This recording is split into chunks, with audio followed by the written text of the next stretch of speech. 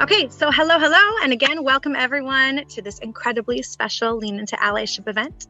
Tonight, we are so honored to bring you an unprecedented Lean Into Allyship takeover, the Tipsy Truth Happy Hour with the Lilada Gee. We are so thrilled to have you here for the important, unfiltered, and juicy conversation to come. As we've done in the past, it's always great to get a pulse on who's here with us. Not only are we fortunate to have Lilada rocking the mic with us this evening, we are also celebrating now into our full second year of LIA. So whether you've been with us since the beginning or this is your first event, we'd love to know where you're joining us from. And if you're not a newbie, we'd love to hear just one impactful takeaway you've gathered from spending time with the series over the past year. So you can go ahead and share that actually into the Q&A. And we can take just a minute to let you all give us your feedback. Okay, so as you are sharing your responses and letting us know who you are and where you're coming from and hopefully what you have loved and learned from over this past year plus, we wanted to remind you that we do turn off the chat function during the session to allow our amazing Nehemiah team to share their valuable resources in that feed throughout the event. So that being said, if you've joined us previously, you know that our conversations are rich in content and often supplemented with excellent supporting resources real time via the chat function. So that's again, thanks to our behind the scenes team at Nehemiah. So don't worry about capturing everything that's unpacked tonight. We highly recommend that you spend this next hour just soaking in the information and being present here with us as we go along. So rest assured that we always follow up with an email, including all of the resources referenced and the recording of the event itself, and a link to where previous events are stored on Justified Anger's YouTube page. Okay, awesome. So we are getting some great feedback. So Kathy, welcome to your first session, coming from St. Charles. Jennifer says that she has gained an appreciation for all the amazing Black leaders we have in Madison. Cheers to that for sure. We'd love to see our friends from Madison all over. It looks like we have a lot of you. Heather is a newbie to LIA, and she is from the Four Lakes region in Ho-Chunk, known as Madison, Wisconsin. Amazing. Thanks, Heather, for being here. Let's see.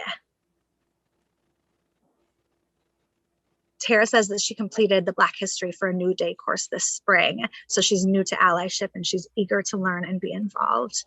Amazing. Thanks, Tara. Justin says that he's from the east side of Madison. He hasn't attended for a long while, but he's trying to catch up on the important things. So again, all of our past events are available on Justified Anger's YouTube page if you are interested in catching up. Betsy is a first timer. And Phil says he's an old dog from Velma Hamilton neighborhood from the Hill Farms. Thank you very much. Okay, awesome. So that's so fun to see. Thank you for sharing that. We want to just remind you that our intention behind Lean Into Allyship is really just to empower would-be allies by creating an honest and action-driven space to learn and grow together.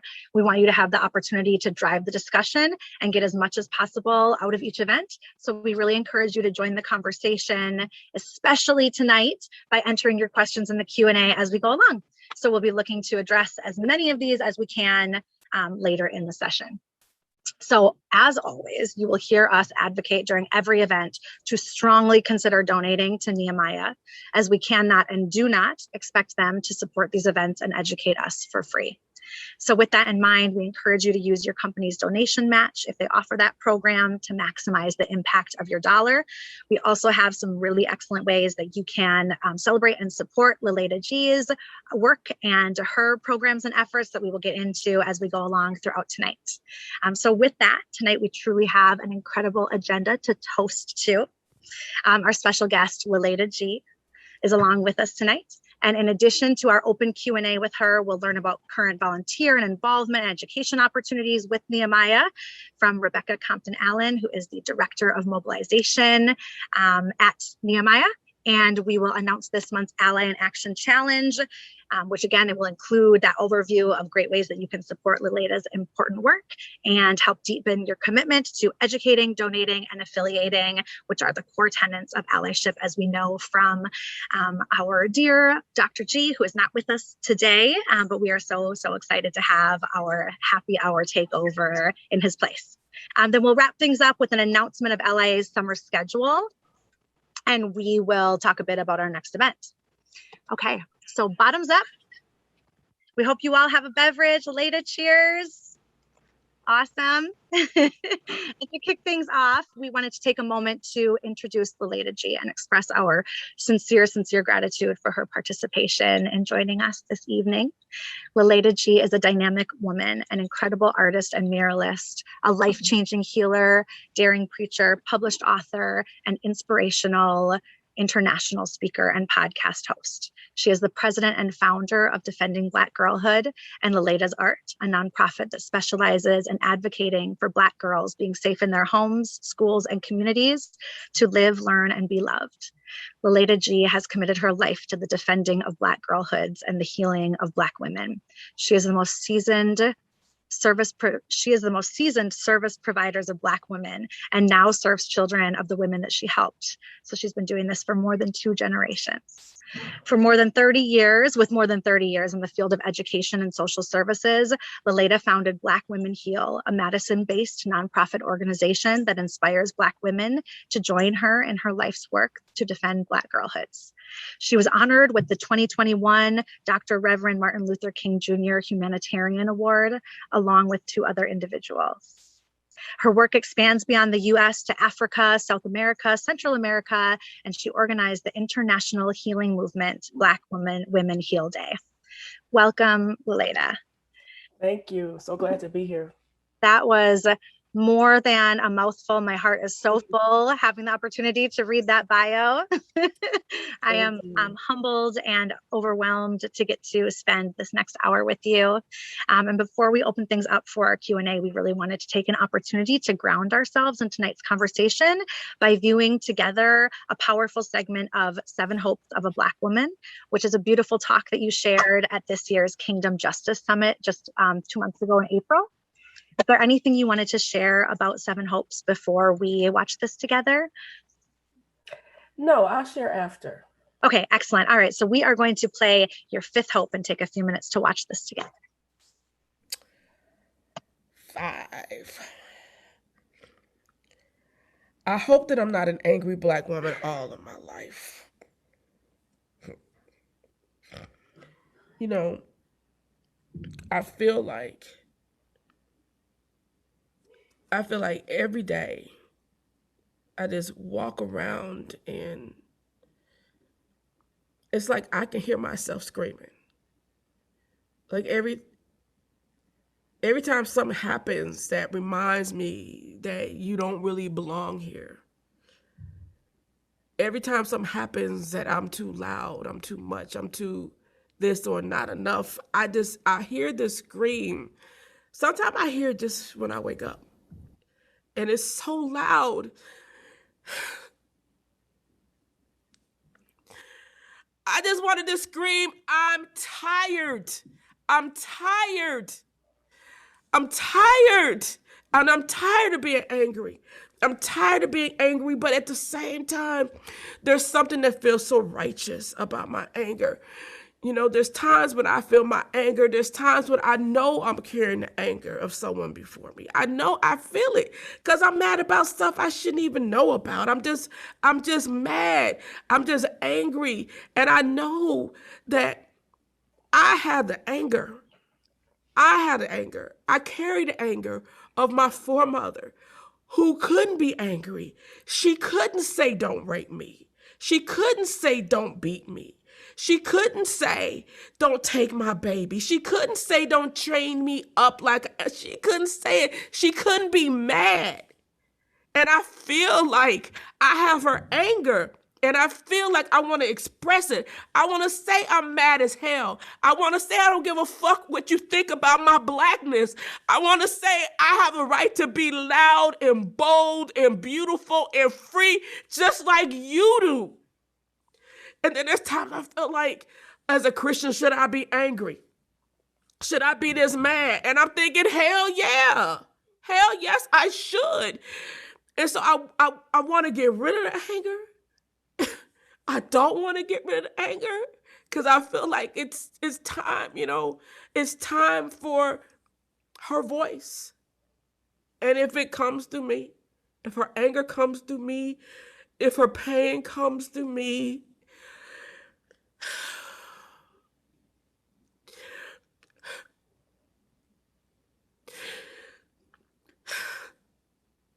I feel like maybe in some way that heals her. Maybe in some way. Maybe in some way that frees her too. 6, I hope I don't lose my damn mind to Alzheimer's.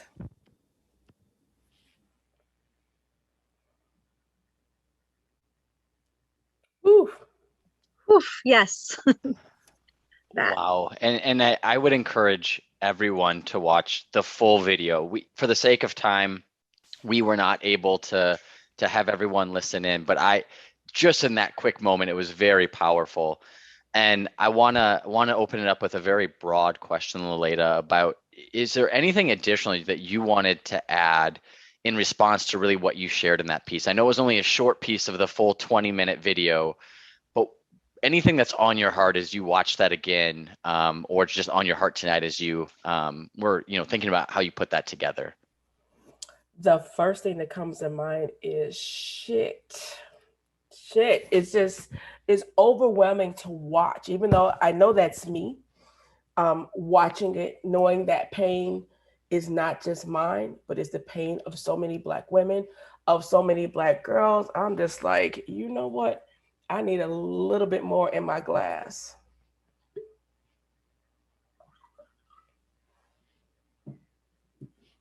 Yeah. And I think, just starting out, so I'm glad you finally poured that a little bit more in your glass. I think it's going to get more fun as this event goes on, and it wasn't when we had done this after our last event. But I guess I'd ask a second really, kind of general question, knowing that our audience is potentially, that's their first time being here, or they're early on in that allyship journey. What's the most important thing that you would like every would-be ally to know? Or what do you want to stress to them if this is just maybe part of the start to their journey? Great question. I think as a Black woman, what I would like for every would-be ally to know is that there are a lot of Black women like me who are angry. There are a lot of Black girls who are angry, and there is a reason for that anger. And if you could not take my anger personally, if you could not take personally the anger of that little Black girl in your classroom, then you can come closer and you can find out why and understand and not be frightened away. Because the only way you can really be an ally is you need to understand a bit of my journey. And I think we wanted to also revisit, because I know this is your second time coming on the show, and we wanted, for those who it's their first time, or maybe they missed when you were on here before, could you just share, you have a podcast called Defending Black Girlhood. And I know one of the questions that we'd kind of like to level set on is just, why do Black girlhoods even need to be defended? Why create a podcast about it? And why dedicate, as Samantha said, your life's work to that? Absolutely. And, when you look at the Black girl experience in America today and throughout history, Black girls, are unprotected. They are uncelebrated. They are vulnerable. When you look at any angry Black woman that you may know, that anger started in her girlhood, from being unprotected, for not having a voice, for not being called on in class, for not seeing anything growing up that looked like her, that reflected her experience. And when you look at the experience of Black girls in America, currently it's a reported 65 to 70,000 missing Black girls and women And that's of the reported numbers. Black girls are being pushed out of schools, particularly in Wisconsin. It's one of the highest numbers of Black girls as young as preschool who are being suspended from school. This leads to their vulnerability, because when girls are not in school, where are they? We were very much tuned into the vulnerability of children who are being abused or at risk for abuse during this whole pandemic when they were away from school. This is a story for many Black girls. COVID, no COVID. And so when Black girls aren't in school, where are they? Who's watching them? And is this leading to some of the reasons that Black girls are becoming missing? When we look at the numbers that are growing of Black girls who are being incarcerated, many of them, we hear about the school to prison pipeline. There is a sexual abuse to prison pipeline. Think about that. Vulnerable kids who've been sexually abused, there's a pipeline for them that ends their life up in prison. And so Black girls need to be defended because they haven't been. They need to be defended because they need to be valued and protected. And, there's this powerful quote by the Honorable Malcolm X, who talked about that Black women are the most disrespected person in America. Now, if you think that a grown woman is disrespected, you better know that a little Black girl is too. Absolutely. Before we move on to our next question, I know the last time you were here, we had so many questions that we then did a follow-up session with you where you answered some of those outstanding comments and inquiries that came in. One of those follow-ups was specifically around that daunting number that you shared with us about the unreported and missing Black girls and women. Can you talk with us a little more about that? That feels like something too heavy and too deep and raw than, to just not spend a little more time with. Absolutely. And so I was really brought into this realization from season 1 of Defending Black Girlhood podcast, was focused in on the story of Erica Hill, who was a Black girl that was missing for 12 years from the greater Madison community. And it was later discovered she had been murdered by her mother. And I began to look methodically at what happened. At what point did Erica get off the radar? And in looking at Erica's story, it gave me the opportunity to take that 65, 70,000 and then pull it down to just one story. And if we can understand that of that vast number, the story of Erica Hill, how deep and wide her story was, that every missing girl has a story. And I love to say, in helping us to understand this, is that there is no Black girl is missing in a vacuum. She's missing from a classroom. She's missing from the family reunion. She's missing from the baseball team. Like, she was somewhere and now we don't know where. So it wasn't like she was never on anybody's radar. And like Erica, there were many people who were around, but for one reason or another didn't feel that it was their place to act on her behalf. And so what I want us to understand is we need to be aware, we need to be on the outlook, and we need to understand that whenever there's a child in need or at risk, it is upon all of us to do the most of what we can to make sure that they're okay. Yes. You'll see in the chat that we did link over to Lilada's Defending Black Girlhood podcast, and there is so much incredibly rich and important content there. I know that Dan also already referenced it, but if you need a place to dig in, that episode regarding the story of Erica that Lilada mentioned, that is a really great jumping off point. Every episode is wonderful, but if you need somewhere to start, that is a definite must listen.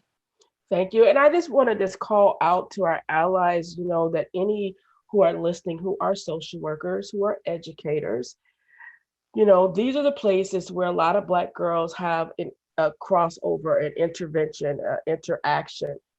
And these are places and opportunities to defend Black girls in a very meaningful way. Absolutely. Okay, so we can move into another question that we received, but we do want to continue to encourage you to share your questions. Let us know what's on your hearts and minds, and Lilada is here to take a sip and answer them along with us.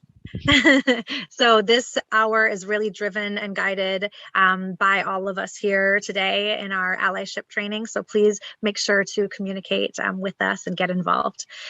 So a question that I wanted to make sure to bring up: as would-be allies, we all want to make an impact and earn our ally badge of honor, right? So what is wrong with performative labels and buzzwords such as anti-racist and co-conspirator, ally, cultural humility? The list goes on, and there are so many, but we know that that's something that you feel, passionate about and certainly have an opinion on. And I just think that it's a message and a perspective that we all really need to hear.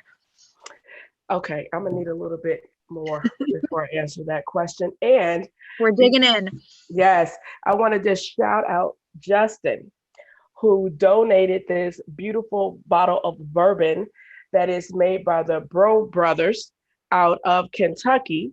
It is the first Black distillery in Kentucky making bourbon. And Justin, this stuff is good.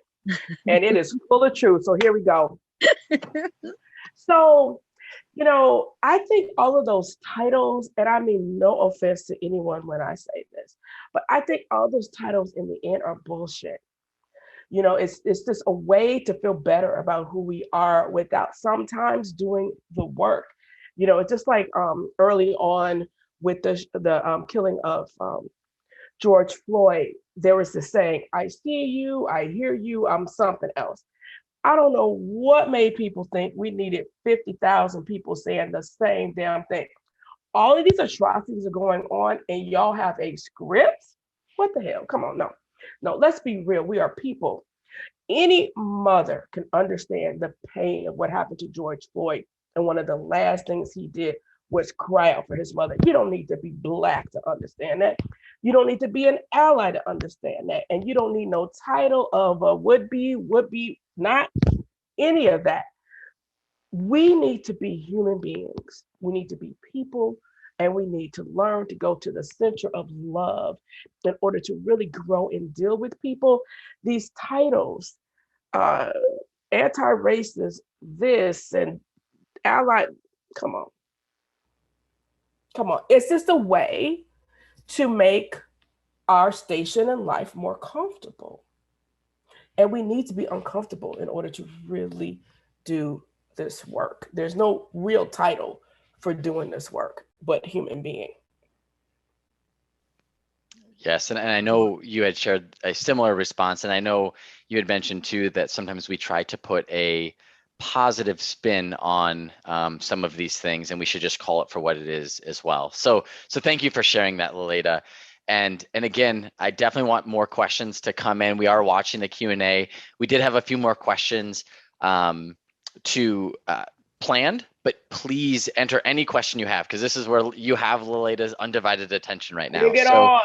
I do want to call out at the start of that video, though, you talked about being angry, and I think I know there's this stereotype out there about angry Black women, right? Mm-hmm. And that's such a derogatory stereotype. And can you elaborate just a little bit more on your thoughts on that? Why was that ever given as a label, and what's your perspective to correct it for the listeners? Absolutely. So, it was given as a label to be dismissive to how Black women respond to our everyday experience and our hundreds of years of experience. And so I did my DNA, and I just recently was looking at some tracking and discovered that my ancestors have been in America for at least 300 years, since the 1700s. That's a long time of a whole lot of bullshit that has gone on.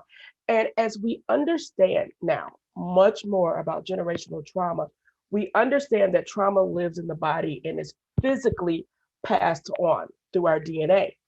And so people try to be dismissive with, she's just an angry Black woman. You don't need to listen to her. You don't need to pay attention to what she's saying. Instead of, stopping, listening, understanding, trying to understand. And so I am an angry Black woman, just like I said, in that one woman show. I am an angry Black woman, and I embrace it. And I think it's important for us to understand that there's a lot of shit that Black women have to be angry about in our experience in America, throughout the African diaspora. And so I want people to listen, to seek to understand why we're angry instead of trying to dismiss it. And so season 3 of the Defending Black Girlhood podcast is going to focus in on angry Black women, angry Black girls. And we're starting out with validating angry Black women and their reasons for anger before we ask them not to be angry. Don't ask me not to be angry and you haven't fixed why I'm mad. Yes. I think with that, I think that ties in nicely to, you use the term righteous, right? That your anger feels righteous. And that struck me every time I watch that. That just hits so hard in such a beautiful, raw way. Can you talk about just that word and what that means? Absolutely. You know, there's a friend of mine who did a lot of work around anger. And there's one thing that he said that stuck with me. He said, there's some things you're supposed to be angry about. Like, we're so quick, we feel uncomfortable with people being angry. Hurry up, feel happy, hurry up and forgive, hurry up and move through it. But there are some things you're supposed to be angry about.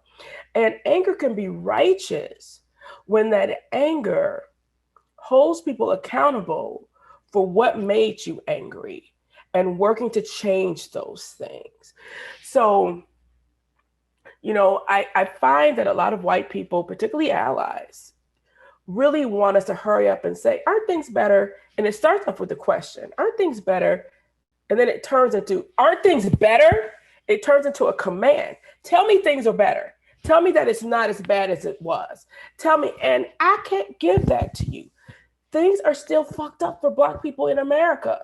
I'm not gonna throw you a bone. I'm not gonna make you feel better. The same things that my mother and my grandmother, my great-grandmother dealt with, I'm dealing with. It's different. I can maybe live next door to you, but that doesn't change the microaggressions. And then we love saying that. We love saying microaggressions. That's another little term. What about macroaggressions? What about gigantic damn aggressions that we have to deal with on a daily and a regular basis? So, you know, it's important to not move too fast from where we are to try to get to where we want to be, and we haven't done the work to be there. That's like trying to lose weight. You haven't quite done it, but you put on a bikini or you put on some Speedos and it wasn't quite time yet. Well, and Lilada, thank you for the analogy. Can you quickly, for those who are listening who maybe haven't heard the term microaggression, could you just briefly explain what a microaggression is, what that refers to? And then after that, Dana asked a question to what you had just mentioned about how do we fix why you are mad? So to your comment about angry and mad, could you unpack that a little bit? Because I know that there's a lot behind that question that I think you can respond to. So let's start with, instead of maybe defining microaggressions, I want to define microfacial expressions. So microfacial expressions are those little grimaces, little people make real quick before they can really say what they're thinking or come up with a better story. Their face tells it in a nanosecond what they're really thinking, what they're really feeling. And that's microaggressions. Racist people show, say, do things real quick. Seems small, but what ends up happening is it may be small with you, but I've already had 10 today. So there's an accumulation of these little bitty, itty bitty mosquito bites. And then at the end of the day, I have 10. So now it's a bigger situation. And so it's just these little small things, little pricks, little pieces of things that happen that some people don't even understand, just like those grimaces we make, those micro facial expressions that tell the truth. Many people don't even understand that they've done these microaggressions because it's something that comes innately, but we feel everyone. Excuse me. And thank you for sharing that. Yep, that's exactly what I was hoping for you that you would share. And then again, how do we fix, why you? Because I want to make this general for all Black women, but to your example and what you can speak to, how can we fix that you're mad? It's a big one to unpack, right? And that's why but the question did come in from Dana, and I want to address it because we're getting a few more questions coming in. How do you fix that I'm mad? Hang on a second. One of the things that is helpful is like Justin, you show up with a bottle of bourbon. That helps. But I think on a serious note, it's just really digging into compassion. What would the world be like that instead of microaggressions, what if we had micro kindness? And I'm not talking about random acts of kindness, because after a while, that's bullshit too. What if we were just kind? Because random acts of kindness, I get to write down, I did this today. I fed a homeless person, instead of I treated a person like they were a human, just like me. So I think that's part of it, is understanding that you white, I'm Black, and we have different world experiences. But if we boil down to you're a woman, I'm a woman, if we boil down to you're a human, I'm a human, if we boil down to I'm a mother, you're a mother, don't we understand motherhood and what we want for our children? Don't we understand humanhood and that we want joy and peace and want to live in a nice place, in a peaceful place? Don't we understand that? And when you become as concerned about making sure that I'm okay, that I'm safe, that I'm happy, my kids are learning, my kids are good, and I'm concerned that you're okay, you're happy, your kids are good, you understand the type of community that creates. So on one hand, I would say to help me not be angry and stop doing shit that make me mad, period. Okay. But the other part is really just saying, can we just be people?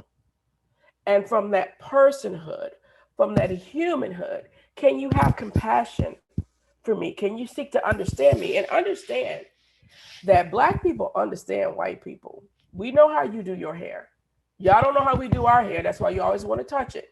But we know how you do your hair. As a matter of fact, in slavery, that was part of our responsibility. Women, Black women who were maids to white women had to know how to do your hair, had to know the latest fashion, had to know all these things about you. We know white people. So white people get to know us, not from a TV show, not from a stereotype, not from telling me to read a book that a Black person wrote when I didn't already live that shit. Get to know Black people. And through human exchange and kindness, that will lower my defense so I don't have to be so damn angry. I love that. I think a follow-up comment / question that we got in from Molly, she says, Bettina Love recently said that white fragility is bullshit. We are part of and privileged to benefit from white supremacist society, and we therefore are strong enough to dismantle it. Asking Black women to be gentle on us and reassure us is absolutely not okay. Okay.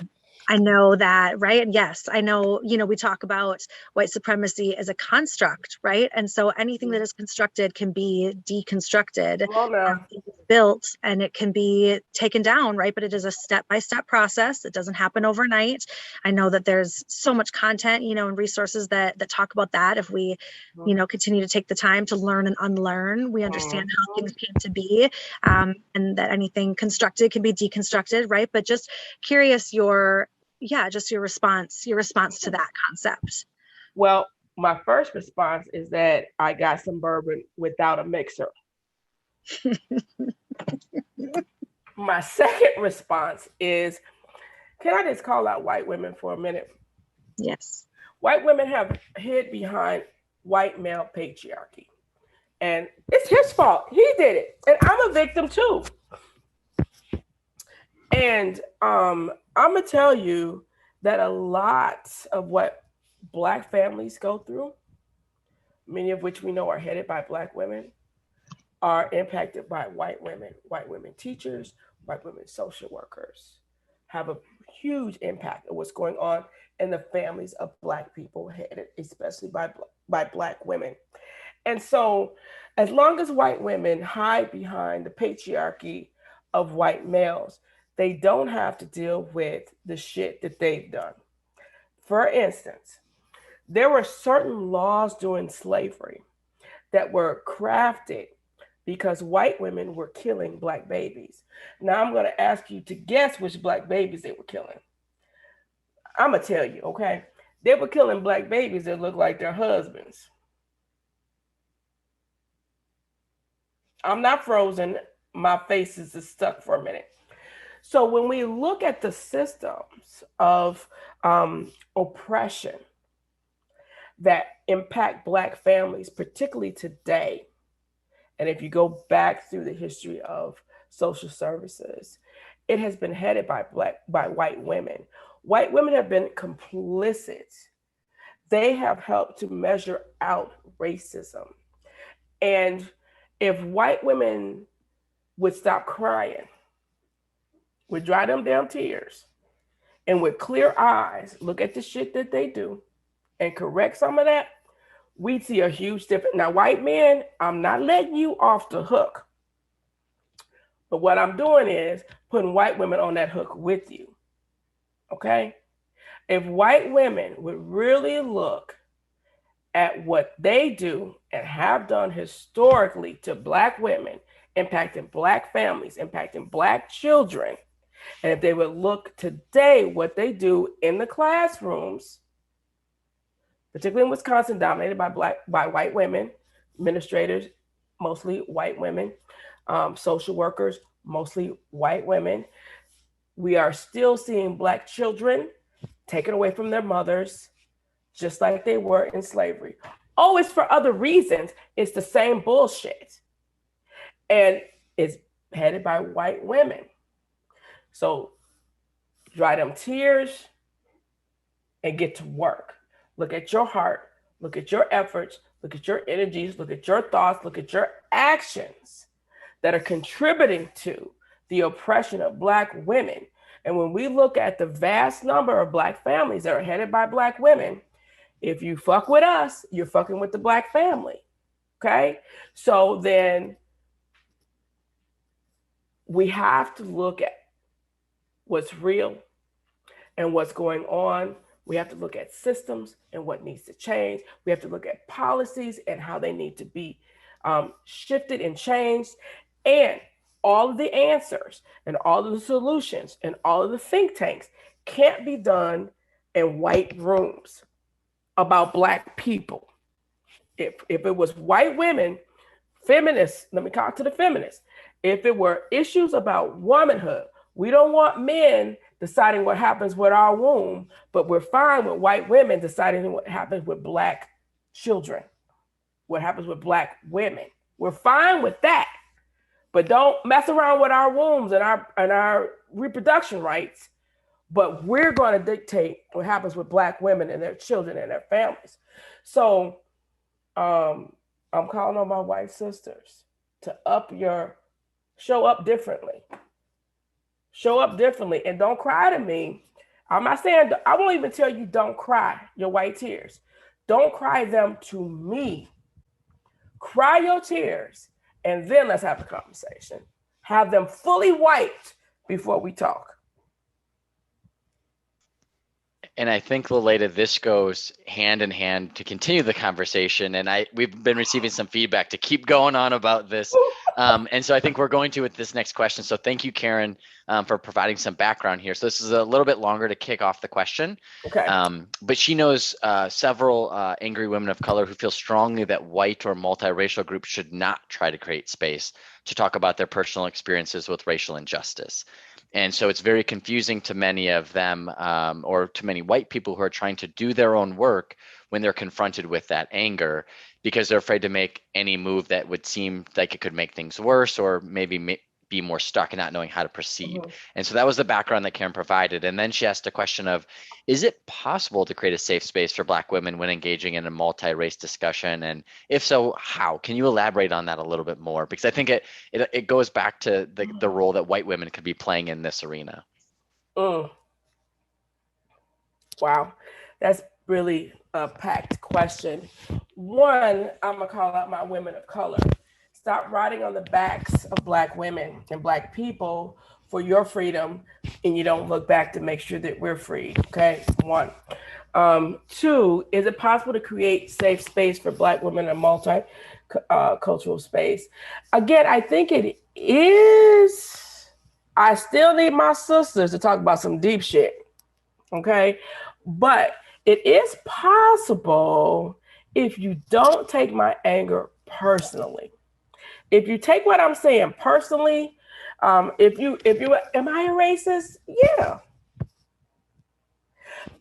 If you're trying to filter through your own identity, your own guilt, and your own shit, then it's going to be really hard to listen to me and what I have to say and other Black women and what they have to say.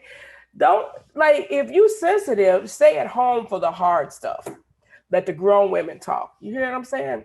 If you come to that space, let me say what I need to say, and don't try to, but isn't this and isn't, don't try to make it better. Shit is shit. Now you can use it for fertilizer to make things grow, but it's still shit. So let's not try to make shit perfect. It is what it is. And when we can acknowledge what it is, then we can figure out how to use it for the better. But don't make me be in a position to make you feel better. Okay? But also understand that it's not about you personally. I don't even know you. You don't even know me. It's not personal. It just is what it is. So if you can come to that space as a grown-ass woman, and let me be a grown-ass woman and speak my piece and not feel like you need to justify it or diffuse it, then yeah. But if you feel like you need me to rub your back while you cry and give you a box of tissue, I can't do it.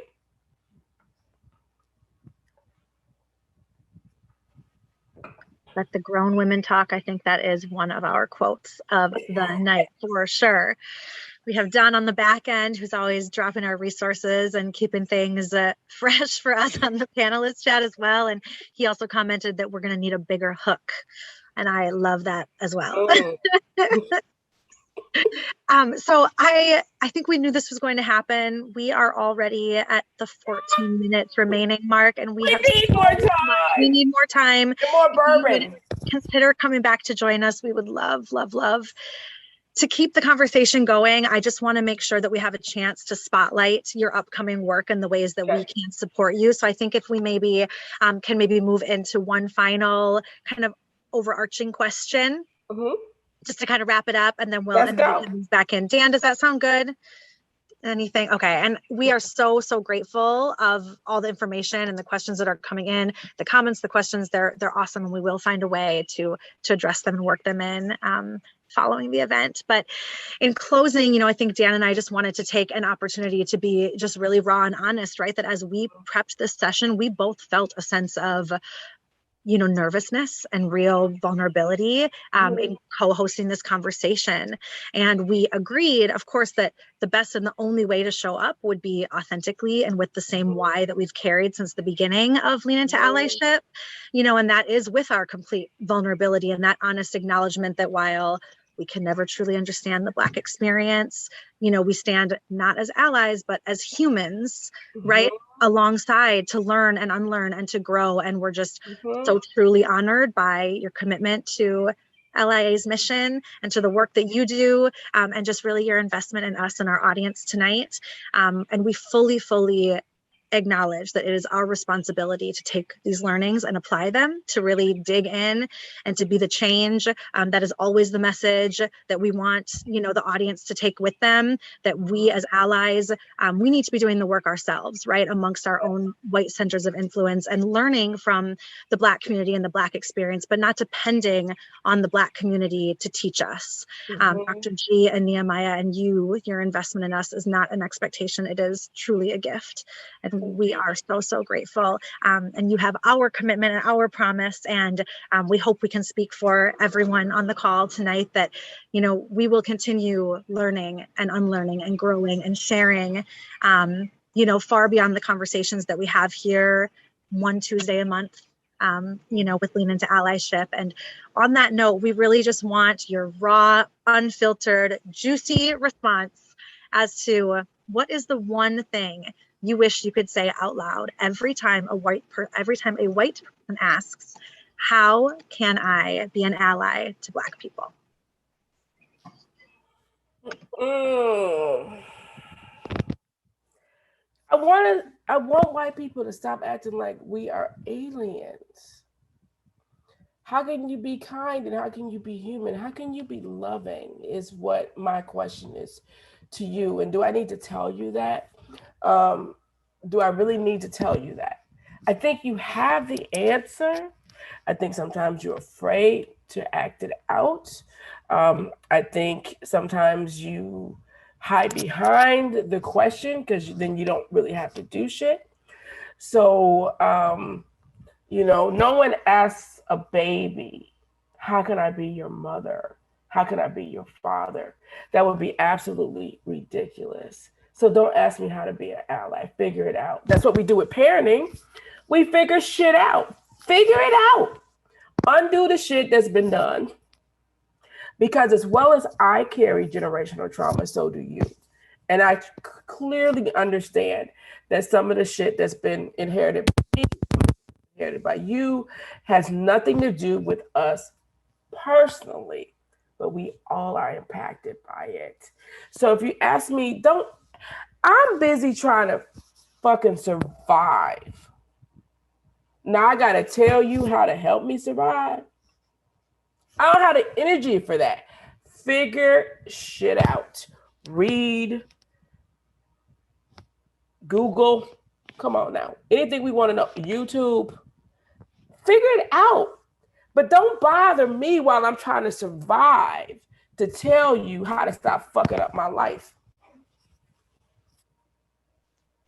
And that is a powerful note to go out on. And I think that is one of the things I wanted to just quickly re-stress from what Samantha said about, and Dr. Gee has said this as well, don't talk to your Black friends or acquaintances about race when you're not willing to talk to your white friends and family and circles of influence about the same questions. So I want to stress that again for this audience, that oftentimes, and that's where Samantha and I were feeling almost like this imposter syndrome of, two white individuals asking you these questions. And I want to stress that to the audience as well. When is the last time you've talked to, your closest friends about this? So that would be one thing I just wanted to stress. And something really quick before we kick it over to volunteer opportunities with RCA. So this, Lori mentioned that she's going to listen to the podcast, watch the YouTube, read your newsletter. But what about a book on a light note? Are you writing anything? They just want to know if you're writing a book with all of your thoughts, and then we'll jump into volunteer opportunities. Oh, that's a good question. I have written a book about my life experience as a survivor of childhood sexual abuse called I Can't Live Like This Anymore. But the most recent book that I wrote is I Am Wonderful, which is an affirmation and coloring activity book that really celebrates Black girls and helps to really build their identity. Perfect. And I know that will be coming up to wrap up as well, but I just was curious if there was something else on the horizon as well that had piqued my interest. So you know what? I need to write some of this shit down. So we have you recorded. So okay. I need to go through some of the shit that I didn't said and write it down because I think that could be really interesting. That's awesome. That's Yes. awesome. And so thank you for ending on a light note. I know this was some really heavy topic, and that's exactly what we asked you to come and share.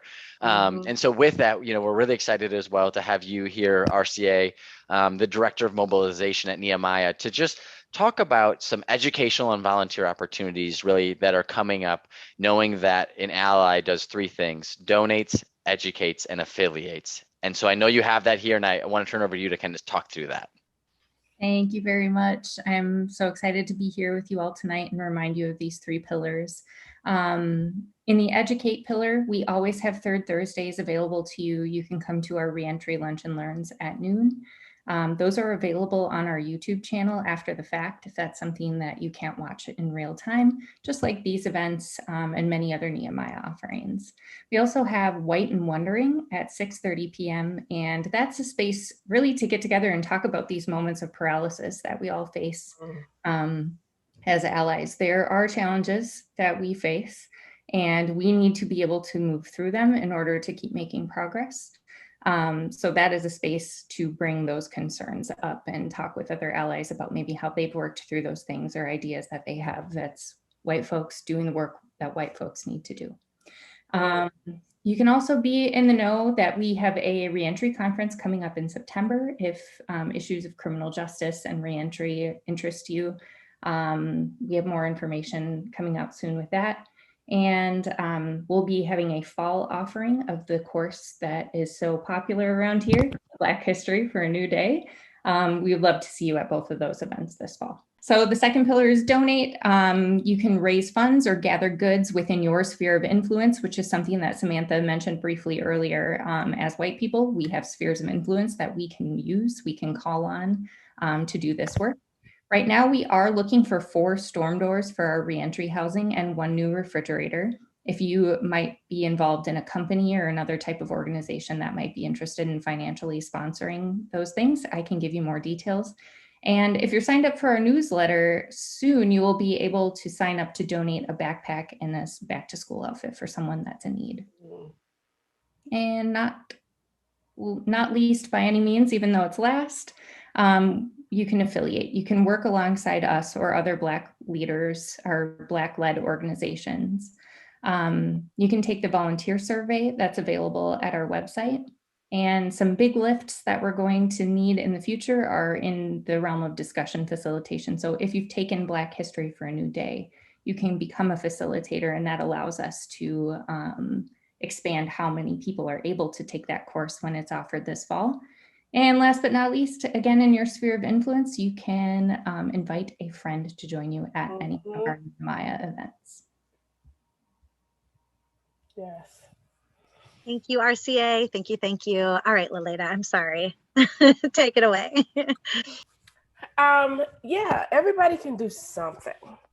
And so one of the things that I'm asking people to do is to sponsor an affirmation kit for Black girls that will include the affirmation activity and coloring book, some cultural crayons, and some stickers and things that affirm Black girls' identity. That is one thing that you can do. That identity and purpose and self-understanding of worth lasts a lifetime. So that's something you can do. And I know some of the links have been shared that you can do that. Join me on my journey by joining my newsletter, where I send out information, I share art, and consider, joining me on this journey in a variety of ways. Amazing. Thank you so much. We have a slide for that, actually, just to give a little more information. So our allyship in action for this month is, really just all about supporting Lilada Gee's work in defending Black girlhood. So if we can go to the next one, Dan, a little more information about the I Am Wonderful affirmation books. There's one more, Dan, following that one, since Lilada gave us a bit of information, but really, yes. So these $20 kits, go ahead. Were you going to add, Lilada, anything? No, I'm just pointing at it. Okay, excellent. Okay, yes. So these $20 kits, right, sponsor the workbook themselves and a set of crayons. And so really to be able to sponsor those affirmation kits is such a beautiful way to support some of her work, like she covered.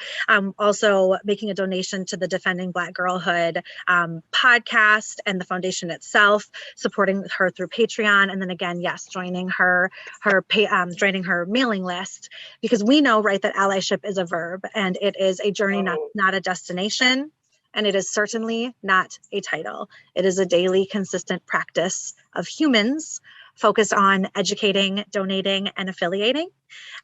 So really just wanting to share in our commitment to you and your work and all of us here, you know, to be the change. That is our Ally in Action for June. And we are so excited to see this new project come to life. One of the things that really stuck for me in our last session was we had an audience member who sent a comment to us and said, you know, these are all great conversations, but it really feels like preaching to the choir. How do we connect with and reach out to white people that really need to hear this message? And I think on our end, that shook us a little, you know, hearing that felt like these conversations are exactly like RCA and Dan, and we've all had a chance to talk about, just really like elevating and holding our centers, our spheres of influence to a higher expectation, right? To share what we know, help deconstruct the systems. You know, if this is the choir, then we have the responsibility to sing as loud as we can and share that joy and that word and that knowledge. So that comment was something that really has stuck, I think, with all of us since the last session. And we just want to remind everyone on the call that if you are a part of this, we want you to make sure that your spheres are also going to be a part of this and joining us for these events, supporting Lilada's work and getting involved, you know, in what she does is just a really easy and simple and necessary way to keep the conversation going. So just wanted to make sure, you know, to touch on that just kind of as an example of what we have talked about throughout all of tonight.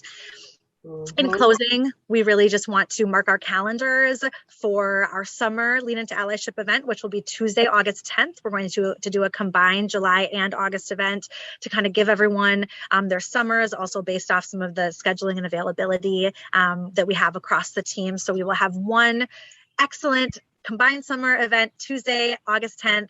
Topic and additional details will be shared soon. And then also we just want to share that reminder and promotion of Dr. Gee's Black Like Me podcast and also the Justified Anger podcast as really excellent resources to continue to get involved and dig into in our time away. So as always, Dan and I have so many thank yous to give. We really just want to thank all of the Nehemiah team for your assistance with this event. AJ, who's with us as another ally volunteer who helps with our Facebook content, the generator whose technology makes all of these events possible for us on a grand scale, and most of all to Lilada Gee for being here with us and enjoying a cocktail and some real raw conversation